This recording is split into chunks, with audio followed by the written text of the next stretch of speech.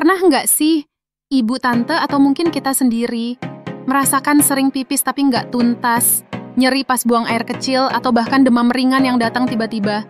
Nah, bisa jadi itu tanda ISK, alias infeksi saluran kemih. Tapi, tahu nggak? Wanita menopause punya risiko lebih tinggi loh. Kenapa bisa begitu? Yuk, kita bahas pelan-pelan kayak ngobrol sore sama teman. ISK itu singkatan dari infeksi saluran kemih. Biasanya disebabkan oleh bakteri yang masuk ke saluran kencing dan menyerang bagian seperti uretra, kandung kemih, bahkan bisa sampai ginjal. Gejalanya bisa ringan kayak sering kebelet pipis, sampai berat kayak demam tinggi dan nyeri di pinggang. Secara anatomi aja, wanita memang lebih rentan. Kenapa? Karena uretra wanita itu lebih pendek. Jadi bakteri dari luar lebih cepat sampai ke kandung kemih. Nah, makin pendek perjalanannya, makin mudah juga infeksinya. Tapi tunggu dulu, saat menopause, tubuh wanita mengalami penurunan hormon estrogen. Dan ini bukan sekadar urusan haid berhenti loh. Estrogen itu punya peran besar menjaga kelembaban, elastisitas, dan keseimbangan flora di vagina. Nah, saat estrogen turun, flora baik, terutama bakteri lactobacillus, ikut berkurang. Akibatnya, lingkungan vagina jadi lebih mudah diserang bakteri jahat.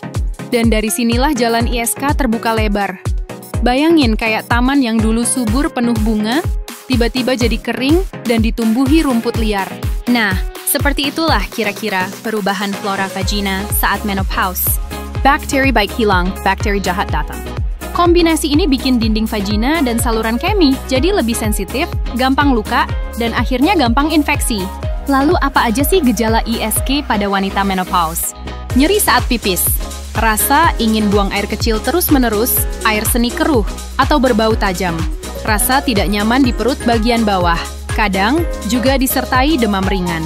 Tapi, karena gejalanya mirip dengan gejala lainnya, banyak yang jadi mengabaikannya. Kalau dibiarkan, ISK bisa menjalar ke ginjal.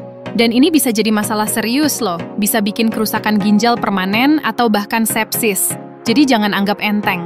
Kabar baiknya, ISK bisa dicegah kok. Gimana caranya? Perbanyak minum air putih. Jangan tahan pipis. Jaga kebersihan area kewanitaan. Gunakan pelumas berbahan air saat berhubungan.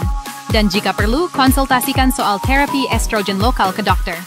Kadang, para ibu atau wanita usia lanjut merasa malu atau sungkan membicarakan hal-hal seperti ini.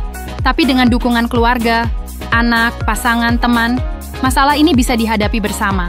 Karena kesehatan itu tanggung jawab bersama, bukan cuma urusan pribadi.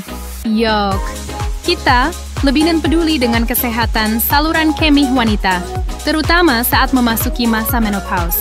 Dengan perhatian kecil, bisa terhindar dari masalah besar. Dan kalau kamu suka konten-konten kesehatan seperti ini, jangan lupa like, share, dan subscribe ya. Sampai jumpa di video berikutnya.